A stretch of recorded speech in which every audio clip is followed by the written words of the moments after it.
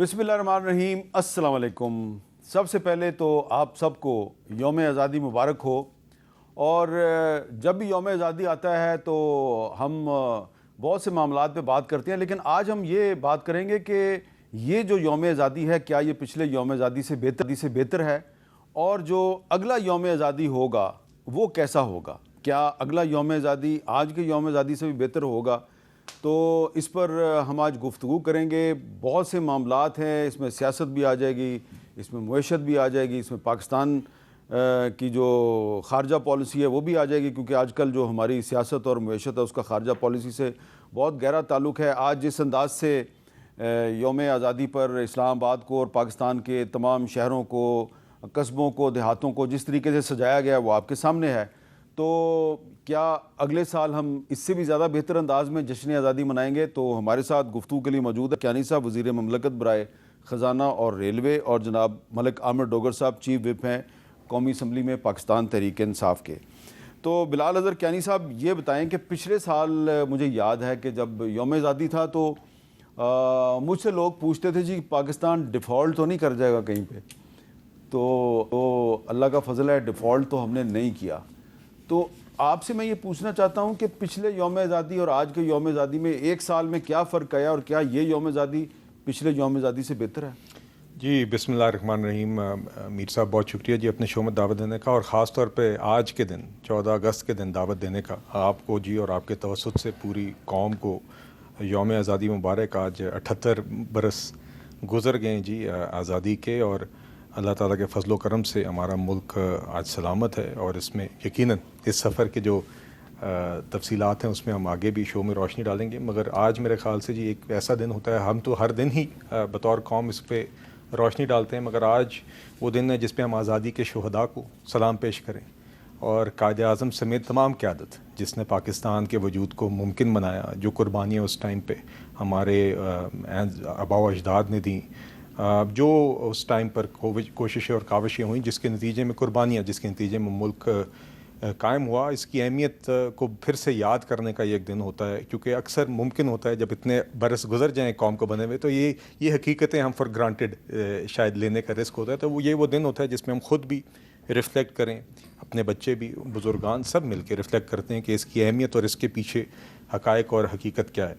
और जो आपका सवाल है मीर साहब, देखिए उसके हवाले से दो पहलू हैं। एक तो आपने मईशत के हवाले से बात की, तो यकीनन पिछले साल ये बात हो रही थी कि, और बल्कि जब ये हुकूमत भी हमारी फरवरी में पिछले साल बनी थी, तो ये लोगों का ख्याल था कि ये मुआशी तौर पे इतने मुश्किल हालात हैं कि ये तो जो भी हुकूमत लेगा एक कांटों का ताज है, और ये अपने वज़न तले खुद ही गिर जाएगा। और उसकी बुनियाद लोग मईशत ही बनाते थे कि मुल्क डिफ़ॉल्ट कर जाएगा, IMF के साथ नया प्रोग्राम तय पाया जाएगा कि नहीं।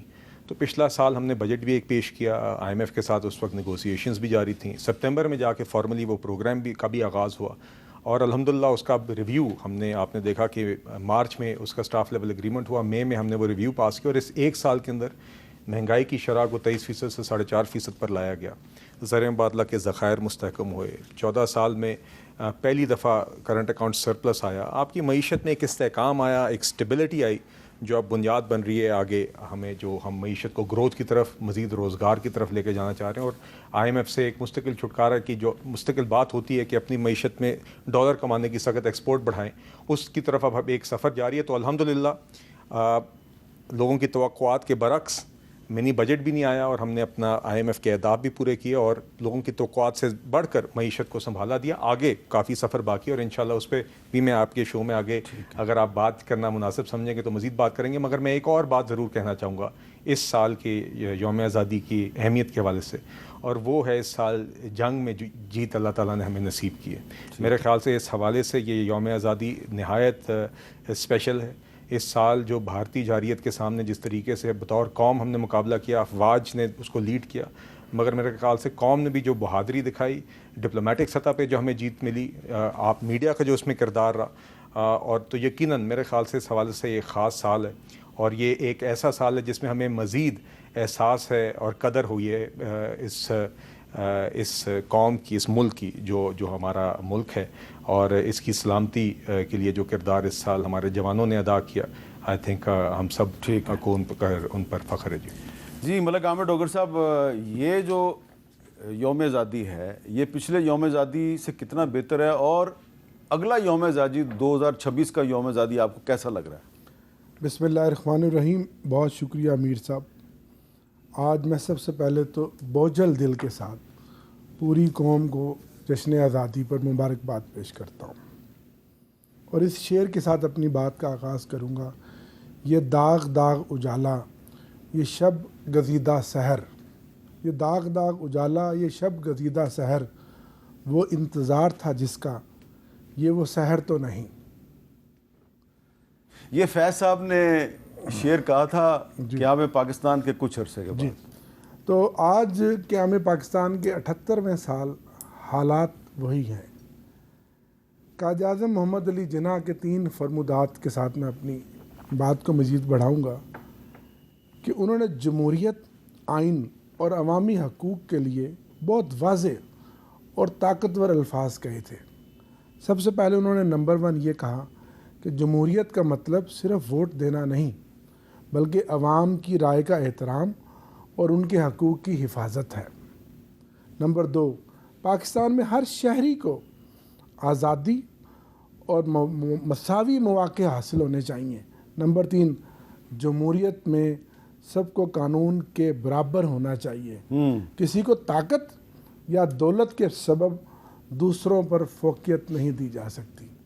آج کیا ہو رہا ہے؟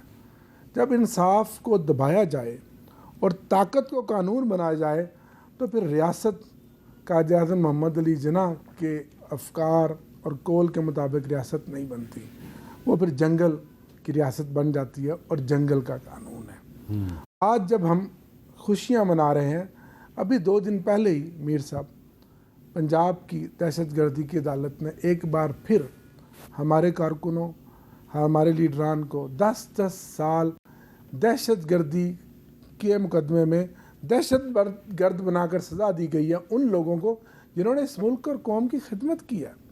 وہ ڈاکٹر یاسمین راشد ہوں، وہ عالیہ حمزہ ہوں، اس سے پہلے وہ عمر ایوب خان ہو، زرتاج گل ہو، کنول شوذب ہو، احمد چٹھا ہو.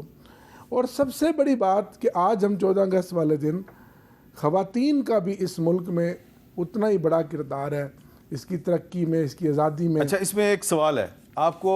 ٹھیک ہے، ایک انسداد دہشت گردی کی عدالت نے آپ کے کچھ رہنماؤں کو سزائیں تو دی ہیں، لیکن پشاور ہائی کورٹ نے آپ کے کچھ رہنماؤں کو ریلیف بھی تو دیا ہے. ان کے خلاف جو کارروائی ہو رہی تھی اس کے خلاف اسٹے دے دیا. دیکھیں اگر ساری ہی عدالتیں اور سارے ہی دروازے جو کہ بند کر دیے گئے ہیں اور عدالتوں کو اپنے سیاسی بیانیے کے طور پر اعلی کار کے طور پر استعمال کیا جا رہا ہے، تو پھر تو کہیں بھی کوئی سانس نہیں لے سکتا. شکر ہے، اس لیے یہ ملک قائم اور دائم اور انشاءاللہ یہ قیامت تک رہے گا. سر، میں آج 14 اگست کے دن قوم کو یہ بتانا چاہتا ہوں کہ پہلی مرتبہ جہاں کسی سیاسی پارٹی کے خلاف ایک بدترین انتقام لیا جا رہا ہے، پہلی مرتبہ اتنی بڑی تعداد میں خواتین کو 10 سال اور 5 سال سزائیں دی گئی ہیں. اس سے پہلے اتنی بڑی تعداد میں خواتین کو سزائیں نہیں دی گئیں. اب یہ کہیں گے کہ ہماری لیڈران کو بھی اٹھایا گیا تھا، جو ان کی خواتین لیڈران ہیں، وہ میں اس کو کبھی سپورٹ نہیں کرتا، نہ کبھی سپورٹ کروں گا. لیکن کیا حالات بنا دیے ہیں اس ملک کے. اللہ کرے، آپ نے بات کی کہ اگلا 14 اگست بہتر ہو، جس میں عوام کے حقوق اور مینڈیٹ کا احترام ہو، یہ جو سیاسی انتقام ہے، یہ جو ظلم ہے اور بربریت ہے، اس کا خاتمہ ہو اور ملک میں ایک سیاسی فضا قائم ہو. ان عدالتی فیصلوں نے اس ملک میں ایک بار پھر بھونچال پیدا کر دیا. لیکن یہاں میں اپنے عزیز بھائی کی ایک بات کو ضرور آگے بڑھاؤں گا کہ یہ ہم سب کا کریڈٹ ہے کہ اس سال ہم نے جو اپنے دشمن کے دانت کھٹے کیے ہیں اور اس مودی کو جو کسائی ہے گجرات کا، اس کو شکست فاش دیا. پوری قوم، چلیں اس معاملے پہ ہم کہتے ہیں، پوری قوم، تمام سیاسی جماعتیں، ٹھیک ہے، تحریک انصاف، عمران خان اور سب اکٹھے ہو کر اپنی پاک افواج کے ساتھ کھڑے ہوئے ہیں اور وہ ہمارے لیے قابل فخر ہے. اچھا بلال اظہر کیانی صاحب، اس سے پہلے یہ ہوتا تھا کہ ہمیں بلوچستان اور خیبر پختونخوا کے جو لوگ ہوتے تھے وہ یہ کہتے تھے جی ہمارے ساتھ بڑی زیادتی ہو رہی ہے. ایک زمانے میں سندھ والے بھی کہتے تھے جی ہمارے ساتھ بڑی زیادتی ہوئی. ہمارا پرائم منسٹر تھا, اس کو ایک کو قتل کر دیا گیا, پھر ایک کو پھانسی لگا دیا گیا, پھر ایک اور کو قتل کر دیا گیا, لیاقت علی خان, ذوالفقار علی بھٹو, بے نظیر بھٹو. پھر یہ بھی ایک دور آیا کہ کہا گیا جی بلوچستان والوں کے ساتھ بہت ظلم ہو. اب یہ پنجاب سے تعلق ہے ملک عامر ڈوگر صاحب, یہ جن رہنماؤں کے بارے میں کہہ رہے ہیں کہ ان کے ساتھ بڑا ظلم ہو رہا ہے, ان کو سزائیں دے دی گئی ہیں, خواتین کو سزائیں دیں, ان کا سب کا تعلق پنجاب سے ہے. تو یہ میں ویسے ہی بات کر رہا ہوں کہ یہ کیا اس 14 اگست پر یہ ایک پازیٹیو چیز ہے یا نیگیٹو چیز ہے کہ پنجاب اور بلوچستان برابر ہو گئے ہیں؟ میر صاحب دیکھیے, میں تو فرینکلی آج 14 اگست کے اسپرٹ میں چاہ رہا تھا کہ ہم موضوعات کچھ اور ہی رکھیں. ان موضوعات پہ ہم روزانہ بات کرتے ہیں, مگر اب یہ بات آپ کا ایک پلیٹ فارم ہے, کروڑوں لوگ دیکھتے ہیں. And this is not an exaggeration as you know. دیکھیے بات یہ ہے کہ جرائم کی کوئی صوبائی نیشنلٹی نہیں ہوتی, جرائم کی کوئی صوبائی شناخت نہیں ہوتی. اب بنیادی بات یہ ہے کہ ایک شخص گرفتار ہوا تھا, ان کے بانی, یہ حقیقت ہے. ان کی گرفتاری کے بعد ان کی جماعت کے یہی پولیٹیکل فیسز, یہی لیڈرز, انہی کی جماعت کے کارکنان کو لے کے, انہی کی جماعت کے جھنڈے اٹھا کر شہر شہر میں باہر نکلے تھے. یہ بھی حقیقت ہے. یہی لوگ یہی جھنڈے اٹھا کے شہر شہر میں فوجی املاک پر بھی گئے اور حملے ہوئے. اب یہ کہیں گے یہ تو دیکھیے وہ تو خود لوگ چلے گئے تھے. تو پھر اگر آپ مجھے یہ کہنا چاہ رہے ہیں کہ چاہے وہ سیالکوٹ ہو اور وہاں پہ بھی فوجی املاک پر حملہ ہو تو یہ اتفاق ہے. راولپنڈی میں آپ جائیں تو GHQ کی طرف رخ ہو اور حملہ ہو, وہ بھی اتفاق ہے. لاہور میں بھی فوجی املاک پر, جناح ہاؤس پر حملہ ہو, وہ بھی اتفاق ہے. پشاور میں بھی فوجی املاک پر حملہ ہو, وہ بھی اتفاق ہے. چکدرا اور میاں والی میں بھی فوجی املاک پر حملہ ہو, وہ بھی اتفاق ہے. شہداء کی یادگاروں پر بھی حملہ ہو, وہ بھی اتفاق ہے.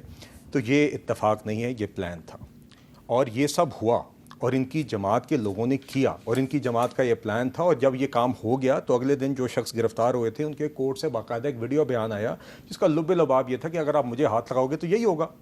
تو دیکھیے ایک سنگین جرم ہوا, یہ کانٹیکسٹ بڑا ضروری ہے.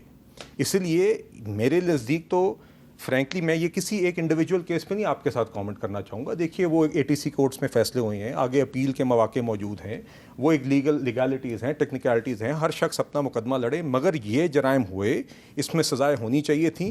اور یہ ہرگز بھی یہ تاثر دینا کہ جلد بازی میں آئیں, یہ 2.25 سال بعد یہ سزائیں ہوئی ہیں. میرے نزدیک یہ اتنے سنگین جرائم تھے کہ ان کی سزائیں فیئر سزائیں ہفتوں میں آنی چاہیے تھی, 2.25 سال بعد نہیں. یہ دیر آئے درست آئے کا معاملہ تھا. مگر آج میں سمجھتا ہوں یہ اتنے سنگین جرائم ہیں کہ ان کے اوپر آپ کو سزائیں اگر آپ نہیں دیں گے تو آپ غلط پریسیڈنٹ سیٹ کریں گے. ہاں, جس نے جرم کیا ہے اس کو سزا ملنی چاہیے, جو بے گناہ ہے اس کو رہا ہونا چاہیے. اس کا ایک جوڈیشل پروسیس ہمارے ملک میں موجود ہے. جی اچھا ڈوگر صاحب, اسحاق ڈار صاحب جو ہیں, جو پاکستان کے ڈپٹی پرائم منسٹر ہیں اور وزیر ہیں, انہوں نے کل ایک بات کی ہے, میں چاہ رہا ہوں کہ ذرا وہ بھی سن لیتے ہیں تاکہ پھر بات کو تھوڑا آگے بڑھائیں.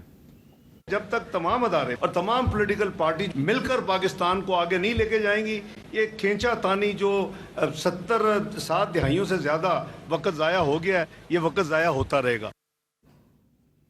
اور یہ جو انہوں نے کہا کہ تمام سیاسی جماعتیں جب تک مل بیٹھ کر بات چیت نہیں کریں گی تو یہ کھینچا تانی ختم نہیں ہوگی. اسی طرح کی بات اسپیکر قومی اسمبلی ایاز صادق صاحب نے بھی کیا, وہ بھی سنتے ہیں. بیٹھیں, بات کریں گورنمنٹ کے ساتھ. میں فیسیلیٹیٹ کرنے کو تیار ہوں. ہم نے پہلے بھی فیسیلیٹیٹ کیا تھا, اس وقت گورنمنٹ کی طرف سے بریک نہیں ہوئی تھی. آپ بات چیت کریں, ان کو ڈیمانڈ کریں, کہیں کہ جی ہم پروسیڈنگ میں حصہ نہیں لیں گے اگر آپ ہماری ملاقات یا جو بھی, میری بات سن لیں, میری بات. تو اس لیے طریقہ مذاکرات کا یہ جو گرینڈ جرگا مجھے نہیں سمجھ آتی. یہ گرینڈ جرگا ہے میرا, یہ گرینڈ جرگا اور سینٹ گرینڈ جرگا ہے ہمارا, یہاں پہ بات کریں. جی ڈوگر صاحب, آپ نے جو باتیں کہی ہیں کہیں اس سے تو کوئی انکار نہیں کر سکتا, لیکن اسپیکر صاحب اور ڈپٹی پرائم منسٹر صاحب کہہ رہے ہیں کہ آئیے مل جل کے بیٹھ کے بات چیت کے ذریعے راستہ نکالتے ہیں. دیکھیں ان کی بات میں بڑا وزن ہے, لیکن اس کے لیے حکومت پہلے کوئی ماحول بناتی ہے. آج بھی میر صاحب جو پنجاب کی اپنے بات کی, ہمیں ہمارے کارکنوں کو 14 اگست آزادی کا جشن بھی نہیں حکومت منانے دے رہی. نہیں, آپ جشن تو نہیں منا رہے, آپ تو کہہ رہے ہیں ہم احتجاج کریں گے. میں نے کل اسمبلی کے سامنے بھی یہی کہا کہ ہم ریلیاں نکالیں گے, جشن منائیں گے, آزادی کی ریلیاں نکالیں گے پاکستان کے پرچموں کے ساتھ.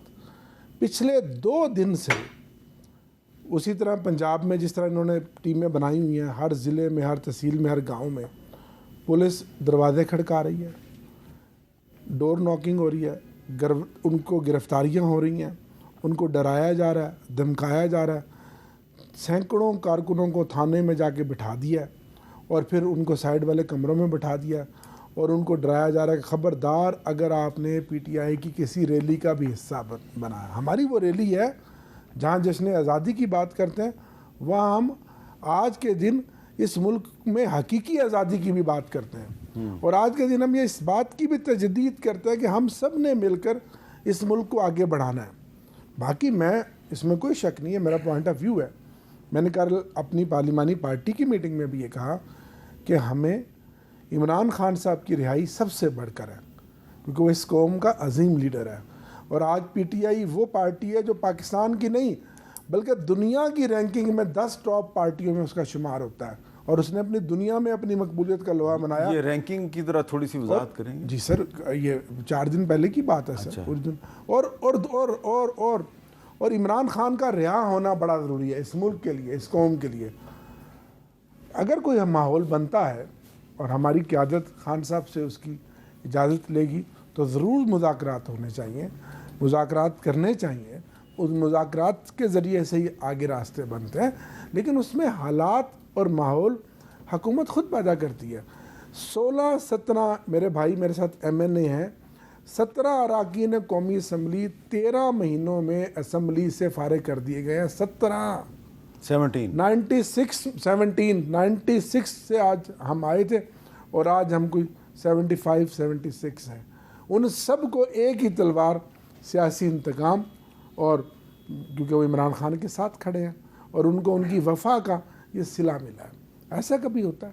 اور کبھی ایسا سنا ہوگا آپ نے کہ آپ مذاکرات کی تو بات کرتے ہیں کہ اپوزیشن لیڈر ہی اڑا دیں آپ قومی اسمبلی کا، پارلیمانی لیڈر اڑا دیں قومی اسمبلی کی، آپ سینٹ کے اپوزیشن لیڈر کو اڑا دیں، آپ پنجاب اسمبلی کے اپوزیشن لیڈر کو اڑا دیں. کبھی اتنی بدترین مثال آپ نے پارلیمنٹیرین کے اگینسٹ دیکھی ہے؟ اچھا، اب آپ کا پوائنٹ بڑا ویلڈ ہے. آپ آگے بڑھیں، ماحول پیدا کریں، اور ماحول یعنی کہ آپ مذاکرات سے نہیں بھاگ رہے.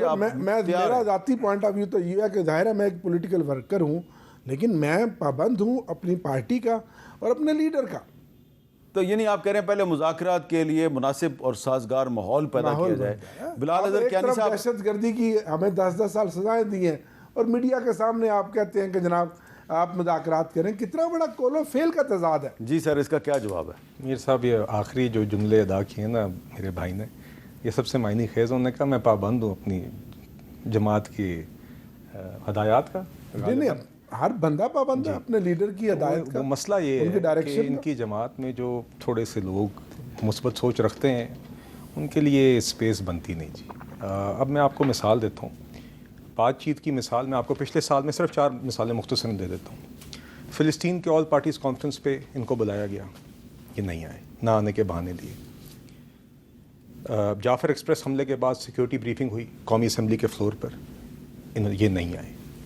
پہلگام واقعے کے بعد ایک سیکیورٹی بریفنگ دی گئی، ہمیں پتہ تھا بھارت نے آگے جارحیت کرنی ہے، اس سے پہلے قوم کو اکٹھا کیا گیا، یہ نہیں آئے. اسپیکر صاحب کی قیادت کے اندر ایک فورم بنا جہاں پہ ٹریجری پوری ایک سائڈ پہ تھی، حکومت تھی اور یہ لوگ تھے، اور یہ 3 نشستوں کے بعد اٹھ گئے. اور 3 نشستیں بھی اس لیے ہوئیں چونکہ پہلی کے بعد انہوں نے 2 دفعہ وقت مانگا کہ ہم نے اپنی ڈیمانڈ ابھی بنانی ہے، یہ اس سے اٹھ گئے. جتنا ان کی طرف ہاتھ بڑھایا گیا کسی کی طرف نہیں بڑھایا گیا. انہی ٹاک شوز کے اندر یہ جملے ادا کیے گئے کہ جی ہم تو ان سے نہیں، ہم اسٹیبلشمنٹ سے بات کریں گے، ایکسیٹرا ایکسیٹرا ایکسیٹرا. دوسری بات یہ ہے میر صاحب کہ یہ آج بھی مجھے جس چیز کی تشویش ہے، ڈوگر صاحب کی باتیں اپنی جگہ، مگر اب آپ بات کرتے ہیں کہ قیادت کے ڈائریکٹر کے پابند ہیں، تو قیادت نے تو امپاور کیا ہوا ہے کس کو؟ علی امین گنڈا پور کو. علی امین گنڈا پور صاحب ابھی چیف منسٹر ہیں خیبر پختونخوا کے. اس سے زیادہ تو کوئی جماعت کسی کو امپاور نہیں کر سکتی. آپ مجھے بتائیں کہ 3-4 ہفتے قبل جو انہوں نے کے پی ہاؤس میں پریس کانفرنس کی اور جو اپنی افواج کے متعلق جو جملے ادا کیے ہیں دہشت گردی کے حوالے سے، وہی الفاظ ہیں جو مودی بولتے ہیں، وہی الفاظ ہیں جو نہیں. لیکن جو باجوڑ میں جو آپریشن ہو رہا ہے اس میں تو پروونشل گورنمنٹ مدد کر رہی ہے سیکورٹی فورسز. دیکھیے اس پہ میں آپ سے بات کر لیتا ہوں، مگر میں آپ سے یہ کہہ رہا ہوں کہ جو الفاظ انہوں نے ادا کیے اپنی افواج کے متعلق، میں آپ سے یہ بھی نہیں گزارش کر سکتا کہ آپ پھر سے چلائیں. میرے خیال سے وہ اتنے خراب ہیں کہ یہاں پہ چلائی نہیں جا سکتے. آپ جب تک اپنی یہ سوچ نہیں بدلیں گے اگر آپ کے لیڈنگ اور انڈیا نے وہ جو الفاظ ہیں ان کو لے کے ایف اے ٹی ایف کے اپنے مقدمے میں استعمال کر رہے ہیں، اور آج تک مجھے کسی بھی پی ٹی آئی کے شخص کی طرف سے اس کے متعلق کم از کم کانڈمنیشن یا کہنا کہ یہ نہیں کہنا چاہیے تھا، میں نے یہ الفاظ بھی نہیں سنے. اس بات کو تو چھوڑ دیں کہ جس شخص نے ادا کی ہے، جس ذمہ داری وہ اس کے پاس جو ذمہ داری آج کل ہے، خیبر پختونخوا دہشت گردی کی جنگ میں فرنٹ لائن ہے، اس کا چیف ایگزیکٹو اس صوبے کا اگر یہ جملے ادا کر رہا ہے اور کوئی کسی قسم کی اس کے اوپر نہیں ہے، ریگریٹ نہیں ہے، تو میرے خیال سے تو یہ سوچ کا فقدان ہے، اور یہ سوچ آپ کو بدلنی ہوگی. یہ سوچ کسی صورت قابل قبول نہیں ہے، یہ کسی بھی سیاست کے بہانے میں یا لبادے میں آپ اس کو نہیں جسٹیفائی کر سکتے. ادروائز میں نے آپ کے سامنے بار بار موقع بیان کیے ہیں یا بھی مثالیں دیے جا پہ ہم ان کے ساتھ بیٹھے ہیں، مگر تالی دو ہاتھ سے بجتی ہے. آپ جہاں پر مثبت سوچ یا کنسٹرکٹیو دکھاتے ہیں، ہم جمہوری جماعت ہیں، ہم آپ کے ساتھ ہیں، مگر یہ سوچ آپ کو بدلنی ہوگی. اس کے بعد ہم پہلے بھی حاضر تھے، ہم آئندہ بھی قومی ایشوز کے اوپر ہمیشہ ہماری. تو یہ جو آپ کی جو میں نے گفتگو سنی ہے اور ڈوگر صاحب کی جو میں گفتگو سنی ہے، تو مجھے لگ رہا ہے کہ فی الحال ڈیڈ لاک ہے، مذاکرات کے لیے کوئی فضا ابھی سازگار نہیں ہے. اور یہ جو کچھ لوگ دعویٰ کر رہے ہیں جی کہ پی ٹی آئی مذاکرات کے لیے تیار ہو گئی ہے، یہ بات صحیح ہے، یہ غلط ہے؟ میر صاحب دیکھیں، کل بھی خان صاحب کی بہنیں لیما آپا، عظما آپا اور باقی بہنوں کو گرفتار کیا گیا. نہیں پھر چھوڑ بھی تو عدالت نہیں سر، کئی گھنٹوں کے دھرنے کے بعد عدالت کا حکم ہے. منگل کا دن فیملی کی ملاقات کا دن ہوتا ہے، جو دن ہے وہ ملاقات کا دن ہوتا ہے. عدالت نے طے کیا نہیں ملنے دیتے، کئی گھنٹے وہ بیٹھی رہتی ہیں. 2 مہینے سے فیملی نہیں مل سکی، بشرا بی بی کی فیملی نہیں مل سکی، میاں بیوی آپس میں نہیں مل سکتے. خان صاحب کو پچھلے 6 مہینے سے سخت ترین اذیت والی جیل کے حالات میں ماحول میں رکھا ہوا ہے. سخت گرمی کے اندر ان کو کتابیں نہیں دی جاتی، ان کو ملاقاتیں نہیں کرائی جاتی. ان کو کل شام کو کہتے ہیں ڈاکٹر گیا، کئی دنوں سے ان کے دانت میں تکلیف ہے اور وہ سخت تکلیف میں ہے. ایک ایسا بندہ جو آج 14 اگست کے دن جو پاکستان کے پرچم کو اس نے پوری دنیا میں اس کی عزت کرائی، ایک ایسا بندہ جس نے پاکستان کا دنیا میں نام روشن کیا، اس کو آپ اس طرح تو کبھی جنگی قیدی کے ساتھ بھی ماحول نہیں ہوتا جو آپ نے جس ماحول میں ایسا رکھا ہوا ہے.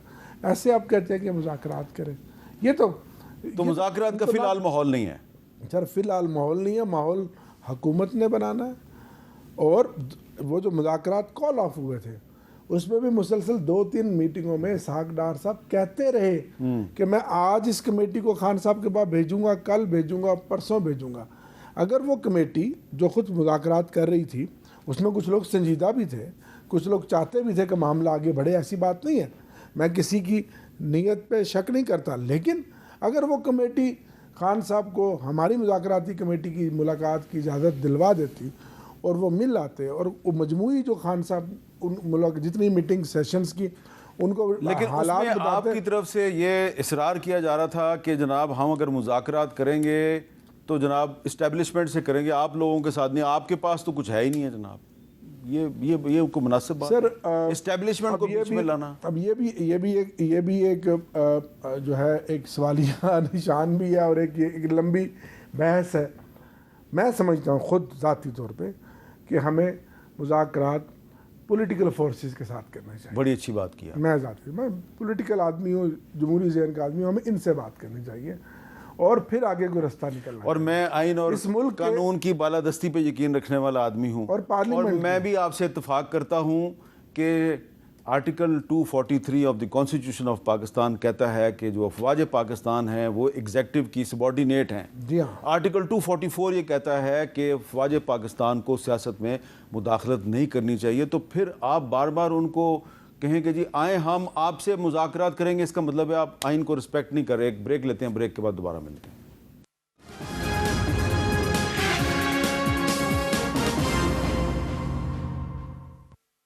کیپٹل ٹاک میں دوبارہ خوش آمدید. یوم آزادی پہ کوئی ہمیں پاکستان کے فیوچر کے بارے میں بات کرنی چاہیے، لیکن فیوچر کا تعلق جو ہے وہ پریزنٹ کے ساتھ ہے، یعنی کہ جو ہمارا حال ہے اسی کی روشنی میں ہم مستقبل کا تجزیہ کر سکتے ہیں. اور حال اس وقت ہمارا یہ ہے، یعنی کہ پریزنٹ یہ ہے کہ ہماری جو قومی اسمبلی کے اپوزیشن لیڈر ہیں ان کو ڈسکوالیفائی کیا جا چکا ہے، سینٹ کے اپوزیشن لیڈر کو ڈسکوالیفائی کیا جا چکا ہے، اور بہت سے جو اپوزیشن کے رہنما ہیں ان کو سزائیں دی جا چکی ہیں. تو اس صورتحال میں بلال اظہر کیانی صاحب کیونکہ آپ کیبنٹ کا حصہ ہیں، جناب عامر ڈوگر صاحب یہ فرما رہے ہیں کہ یہ مذاکرات کے لیے مناسب ماحول نہیں ہے، لیکن ایک بریک تھرو ہو سکتا ہے کہ اگر حکومت ان سب کی، یعنی کہ ڈوگر صاحب کی اور بیرسٹر گوہر صاحب جو ہیں ان کی، اور جو باقی تحریک انصاف کے 5-6 اہم رہنما، اگر آپ ان کی عمران خان سے اڈیالہ جیل میں ملاقات کروا دیں، ہو سکتا ہے کہ کوئی بریک تھرو ہو جائے۔ میر صاحب دیکھیے، یہ جگہ جگہ میں نے آپ کے سامنے بھی مثالیں پیش کی، چار مواقع جہاں پہ دعوتیں دی گئی، یہ ہر وقت نہ آنے کے بہانے ہوتے ہیں سر، اور یہ ہم نے بار بار دیکھا ہے۔ ملاقاتیں ان کی پہلے بھی ہوتی رہی ہیں، آئندہ بھی ہو جائیں گی۔ وہ پہلے بھی ملاقاتیں، کتنی ملاقاتیں، کیا اس کا نتیجہ نکلا؟ یہ جو آپ بتا رہے ہیں کہ ہم بات ان سے نہیں کریں گے، اسٹیبلشمنٹ سے کریں گے، اس ٹائم پہ کتنی ملاقاتیں ہوتی ہیں، ہر تیسرے دن ملاقات ہو رہی تھی نا، کیا نتیجہ نکلا؟ ملاقات آگے بھی ہو جائے گی، مگر سوچ میں کوئی تبدیلی نہیں ہے۔ یہ سوچ میں تبدیلی کا میں نے آپ کو ایک معیار بتایا، علی امین گنڈا پور کے بیان کے متعلق کہ ادھر سے جیل سے ایک آواز آ جائے کہ اس نے غلط بات کی، اپنی افواج کے متعلق یہ بات نہیں کرنی چاہیے۔ آپ کی سوچ میں کسی قسم کی تبدیلی نظر نہیں آ رہی۔ باقی ملاقاتیں یہ بہانے تھی۔ دیکھیے جب ہم پہلے بھی بیٹھے تھے نا، میرے بھائی نے بات کی کہ 3 نشستوں کے بعد یہ اٹھ کے گئے تھے، کہتے جی ابھی ہماری ملاقات کرانی ہے۔ 3 دن 4 دن ملاقات نہیں، 6 دن ہو بھی گئی تھی، مگر یہ 4 دن بعد اٹھ کے چلے گئے تھے۔ پہلی نشست کے بعد انہوں نے کہا کہ ہمیں تھوڑا ٹائم دیں، ہم نے اپنا ابھی وہ خط بنانا ہے، ڈیمانڈس کا لیٹر بنانا ہے۔ دوسری میں آئے، کہتے ہیں ہمیں مزید وقت درکار ہے۔ تیسری میں آئے، تیسرے کے بعد اٹھ کے گئے، واپس ہی مڑ کے نہیں آئے۔ تو دیکھیے، اور دوسری بات جو بات ڈوگر صاحب کر رہے ہیں، یہ بات قدرن بقیہ پی ٹی آئی سے بہتر ہے، مگر یہ پی ٹی آئی نہیں ہے۔ میر صاحب آپ میری کرسی پہ یہاں اچھا میں ایک بات بتاؤں، میر صاحب آپ اس ادھر 3 کرسیاں لگا کے 3 لوگ پی ٹی آئی کے بلا لیں، جس شخص سے پوچھیں گے پی ٹی آئی کا موقف بھی بدل جائے گا۔ اچھا دیکھیں، جشن آزادی بھی ہے اور ہمیں آج سچ بھی بولنا چاہیے تھوڑا سا۔ میں تھوڑا سا ناظرین آپ کو بتا دوں کہ پورا سچ تو ہم آج کل نہیں بولتے۔ یہ جو کچھ کہہ رہے ہوتے ہیں نا، یہ بھی بات پوری صحیح نہیں بتا رہے ہوتے، اور ڈوگر صاحب بھی جو پوری بات ہے وہ صحیح نہیں بتا رہے ہوتے۔ سب کی بہت سی لیمیٹیشنز ہیں آج کل کے پاکستان میں۔ اور یہ جو میرے بھائی ہیں نا بلال اظہر کیانی صاحب، بار بار علی امین گنڈا پور صاحب کی بات کر رہے ہیں کہ انہوں نے جو پچھلے دنوں فوج کے اداروں کے بارے میں بات کی تھی، وہ درست بات نہیں تھی۔ یہ بالکل صحیح کہہ رہے ہیں، ان کو وہ بات نہیں کرنی چاہیے تھی۔ لیکن مائی ڈیئر بلال اظہر کیانی صاحب، گنڈا پور صاحب کو کوئی پرابلم نہیں ہے، ان کو بھی کوئی پرابلم نہیں ہے۔ اب آپ کو بھی بات ساری سمجھ آ گئی ہوگی۔ ڈوگر صاحب میں آپ کو یہ سوال نہیں کروں گا، کیونکہ آپ کو اس معاملے میں پھنسانا نہیں چاہتا، لیکن یہ بات بتائیں کہ اگر گنڈا پور صاحب جو ہیں وہ ساری باتیں کرنے کے باوجود ان کو کوئی پرابلم نہیں ہے، تو پھر وہ عمران خان صاحب کے ساتھ ملاقات کا اہتمام کرنے میں ناکام کیوں ہو جاتے ہیں؟ نہیں، میرا خیال ہے ایک ملاقات انہوں نے کی تھی، نہیں ان کی ملاقات ہوئی نا، آپ کی کیوں نہیں کرواتے؟ وہ ہاں بالکل، ہم تو یہ ڈیمانڈ بھی کرتے ہیں، ہم عدالتوں میں بھی جا رہے ہیں کہ ہماری ملاقات کرائی جائے۔ جو سیاسی عدالتوں نے تو آپ کو اختیار دیا ہوا ہے کہ جی سلمان اکرم راجہ صاحب جو ہیں وہ جو نام دیں گے ان کی ملاقات کروا دیں، لیکن ہر جمعرات کو نہیں ہوتی۔ ہم دوبارہ اس کے توہین عدالت میں بھی گئے، لیکن کوئی اثر نہیں ہوا۔ تو یہی تو وہ بات ہے جو ہم آج جب 78 سال کا پاکستان ہو گیا ہے، تو ہم عملاً سیاست کے حوالے سے، سیاست میں انتشار افراتفری کے حوالے سے، آئین اور قانون اور بالادستی کے حوالے سے، اس پارلیمنٹ کی مضبوطی کے حوالے سے ہم 50 سال پیچھے کھڑے ہیں۔ آج ہم 2025 میں نہیں ہیں جو حالات ملک میں بنے ہوئے ہیں، آج ہم 1960 اور 62 کی دہائی میں کھڑے ہیں۔ تو اگلے سال پھر کیا ہوگا؟ اگلے جشن آزادی میں کیا اللہ کرے پاکستان آگے بڑھے۔ میں تو پوری امید ہوں، میں تو وہ کہتے ہیں نا، نجات دیدہ و دل کی گھڑی نہیں آئی، چلے چلو کہ وہ منزل ابھی نہیں آئی۔ اچھا، تو پوری امید ہے کہ وہ منزل آئے گی۔ لیکن بلال اظہر کیانی صاحب، میں بار بار بات کر رہا ہوں کہ یہ جو اگلا یوم آزادی ہے 2026 کا، وہ آج کے یوم آزادی سے کتنا بہتر ہوگا؟ پتہ ہے میں کیوں یہ سوال کر رہا ہوں؟ وہ آپ نے بھی سنا ہوگا بلاول بھٹو زرداری صاحب جو ہیں انہوں نے کیا باتیں کی ہیں۔ بلاول بھٹو زرداری صاحب پاکستان پیپلز پارٹی کے چیئرپرسن ہیں۔ پاکستان پیپلز پارٹی جو ہے وہ اس حکومت کے ساتھ کھڑی ہے۔ ایوان صدر میں آصف علی زرداری صاحب بیٹھے ہوئے ہیں، ان کا تعلق پاکستان پیپلز پارٹی سے ہے۔ 2 صوبوں کے گورنر ہاؤس میں جو گورنر بیٹھے ہوئے ہیں ان کا تعلق پاکستان پیپلز پارٹی سے ہے، لاہور اور پشاور اور بلاول صاحب نے کیا کہا ذرا سنیں. K4 کا منصوبہ ہم نے امید تو کیا تھا شہباز سپیڈ کے لیے، اور کراچی کو تو شہباز سلو مل گیا ہے، اور ایسے تو نہیں ہو سکتا ہے کہ لاہور کے لیے شہباز سپیڈ اور کراچی کے لیے شہباز سلو.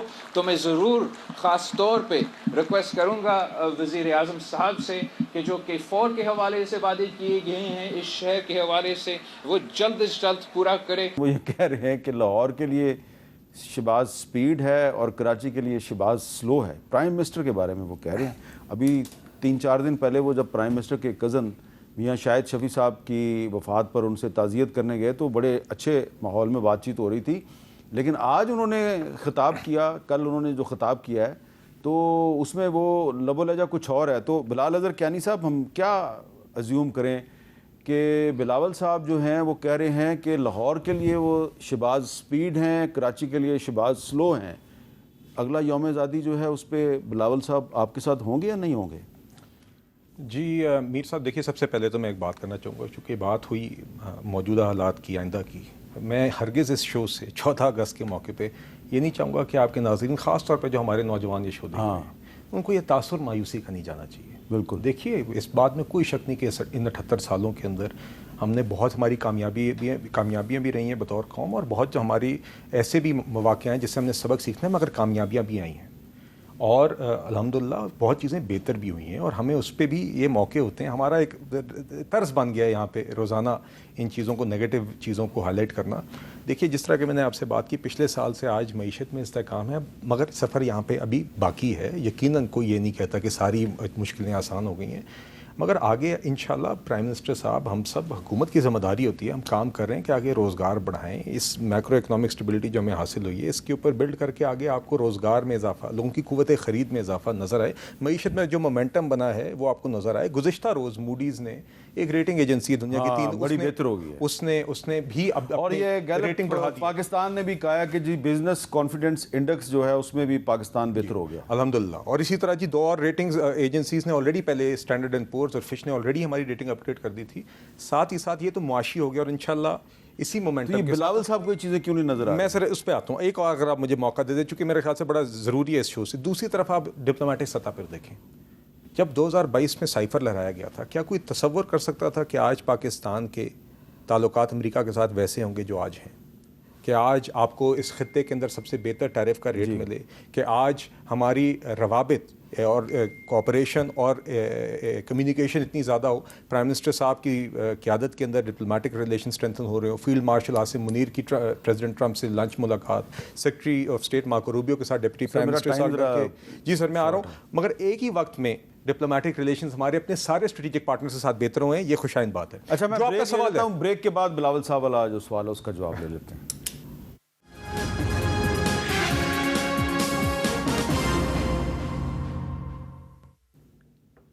کیپٹل ٹاک میں دوبارہ خوش آمدید. جی میں معذرت خواہ ہوں بلال صاحب، ٹائم کم تھا اس لیے میں نے بریک لے لی. نہیں، جو بلاول صاحب کو لاہور کے لیے شہباز شریف بڑے سپیڈ میں نظر آتے ہیں لیکن کراچی کے لیے بہت سلو نظر آتے ہیں، اس کا کیا جواب ہے؟ یہ دیکھیے بلاول صاحب اور پیپلز پارٹی ہمارے الائز ہیں، اور ایک آپ نے دیکھا کہ ایک ہماری پروفیشنل میچور ورکنگ ریلیشن شپ ہے، جو پی ڈی ایم حکومت میں بھی تھی اور آج بھی، اور بنیاد ہے اس حکومت کی، اور انشاءاللہ اسی طریقے سے آگے چلے گی. باقی آگے اتحادیوں کے ساتھ دیگر ایشوز پہ بات چیت چلتی رہتی ہے. دیکھیے 2 باتیں. سب سے پہلے پرائم منسٹر شہباز شریف صاحب نے 2022 میں بھی سیلاب کے بعد جس طریقے سے انہوں نے ہرگز نہیں دیکھا کہ سندھ ہے، بلوچستان، انہوں نے وہاں پہ دکھایا آپ کو کہ پرائم منسٹر قوم کا تفریق نہیں کرتا. اسی طرح اب بھی چاہے وہ ہمارے محدود ڈیولپمنٹ سپینڈنگ ہو، اس کے اندر سندھ اور کراچی کے لیے مخصوص پیکیجز رکھے گئے ہیں، اور یہ اسپیشل ٹریٹمنٹ دی گئی ہے کراچی کی ضروریات کو مد نظر رکھتے ہوئے، اور وہ مٹیریلائز ہوں گی. بقیہ دیکھیے بات، بہت ساری چیزیں 18ویں ترمیم کے بعد صوبوں کے پاس ہیں. NFC کے نتیجے میں صوبوں کے پاس اپنے وسائل بھی ہوتے ہیں، اس میں بہت سارا انحصار کچھ ڈیلیوری کا آپ کی اپنی صوبائی حکومتوں کا بھی ہوتا ہے. تو دیکھیے ادروائز کوئی پرائیورٹی کا ایشو نہیں ہے. اور انشاءاللہ پرائم منسٹر صاحب بالکل فوکسڈ ہیں پورے ملک میں، وہ اور خاص طور پہ جو ایریاز، کراچی ہمارا ایک اکنامک ہب ہے، اٹس اے ریئل فوکس. اگلے یوم آزادی پہ شہباز شریف ہی پاکستان کے وزیر اعظم ہوں گے انشاءاللہ. بالکل جی ڈوگر صاحب، اگلے یوم آزادی تک عمران خان صاحب جیل سے باہر آ جائیں گے انشاءاللہ. عمران خان بھی رہا ہوں گے، ہمارے باقی بھی اسیران رہا ہوں گے، کیونکہ وہ سارے ناحق قید عدالتوں کے ذریعے رہا اور جھوٹے. ہم تو ظاہر ہے ایک آئینی اور قانونی جدوجہد بھی جاری رکھیں گے، اور عدالتوں سے ہی ہمیں انصاف کی توقع ہے، اور ہم کہیں جا نہیں سکتے. یہی ایک اور اگلے یوم آزادی پہ شہباز شریف ہی پرائم منسٹر ہوں گے نا سر. یہ تو اس ملک میں جو حالات ہیں، بلاول صاحب کی سپیچ ابھی آپ نے سن لی ہے، تو یہ تو آنے والا وقت ہی بتا سکتا ہے. لیکن اس ملک میں جو انتشار ہے، جو افراتفری ہے، جو سیاسی عدم استحکام ہے، یہ مجھے بہت مشکل نظر آتا ہے کہ شہباز صاحب اگلے سال بھی ہوں. سر. ہم تو دیکھیں، اگر آپ 8 فروری کے الیکشن کو دیکھ میں لیں، یہ نہیں چاہتا کہ آپ بھی گرفتار ہو جائیں. نہیں سر، 8 فروری کے الیکشن کو دیکھ لیں تو ان کی تو حکومت بھی نہیں بنتی. اچھا، تو اب آپ مختصراً بتائیے، مختصراً بلال اظہر کیانی صاحب مختصراً بتائیے کہ کیا اگلے یوم آزادی پہ پاکستان میں مہنگائی کم ہو جائے گی، انصاف زیادہ ہو جائے گا؟ انشاءاللہ جی، اس ملک میں جو ڈپلومیٹک ہمارے سفارتی تعلقات ہیں، انشاءاللہ جس طرح کا آپ نے اس میں اسٹرینتھنگ بہتری دیکھی ہے، انشاءاللہ وہ بھی مزید اسٹرینتھن ہوگی. معیشت میں انشاءاللہ لوگوں کی قوت خرید میں ہم انشاءاللہ ہمارا ارادہ ہے کہ اس میں آپ کو انشاءاللہ بہتری دکھائیں، ایکسپورٹس میں بہتری دکھائیں. اور ساتھ ہی ساتھ بالکل دیکھیے جی، جوڈیشل نظام جو ہے ہمارا، اس کے اندر خاص طور پہ لوور کورٹس میں جو لوگوں کے مسائل ہیں، اس کے لیے لیگل ریفارمز لیے جا رہے ہیں، اس میں بہتری دکھائی جائے گی. انشاءاللہ پرائم منسٹر صاحب شہباز شریف صاحب ہوں گے، یہ حکومت بھی قائم رہے گی انشاءاللہ، یہ اتحاد بھی قائم رہے گا. اور یہ جو تسلسل آپ ریاست کے دیگر ستون میں اور اوور آل ہماری ایک پروگرس بطور قوم دیکھ رہے ہیں، انشاءاللہ اسی تسلسل کے ساتھ آگے اگلے سال بھی انشاءاللہ بہتری ہوگی. بہت بہت شکریہ بلال اظہر کیانی صاحب، بہت بہت شکریہ جناب عامر ڈوگر صاحب. اور ہم دعا کرتے ہیں کہ جو اگلا یوم آزادی ہے، یعنی 14 اگست 2026، وہ آج کے یوم آزادی 14 اگست 2025 سے اچھا ہو. اگلے سال پاکستان میں مہنگائی کم ہو جائے اور لوگوں کو انصاف زیادہ سے زیادہ جلدی ملے اور کم مدت میں ملے، اور سیاسی استحکام جو ہے وہ زیادہ ہو جائے. سیاسی استحکام زیادہ کیسے ہوگا؟ جب پاکستان میں آئین و قانون کی بالادستی ہوگی اور جو سیاسی قیدی ہیں ان کے لیے جیلوں کے دروازے کھل جائیں گے، تو یقیناً پاکستان میں سیاسی استحکام پیدا ہو سکتا ہے. ہم دعا کرتے ہیں کہ جس طرح پچھلے سال ڈیفالٹ کا خطرہ تھا اور پاکستان ڈیفالٹ سے بچ گیا، اور اب اس سال پاکستان کی معیشت جو ہے وہ ایک صحیح راستے پہ چلتی ہوئی نظر آ رہی ہے، تو اگلے سال اس سے بھی زیادہ اچھے حالات ہوں اور اگلے سال کا جو یوم آزادی ہے وہ آج کے یوم آزادی سے زیادہ بہتر ہو. اللہ کرے کہ ہماری دعا قبول ہو. مجھے دیجیے اجازت. اللہ حافظ.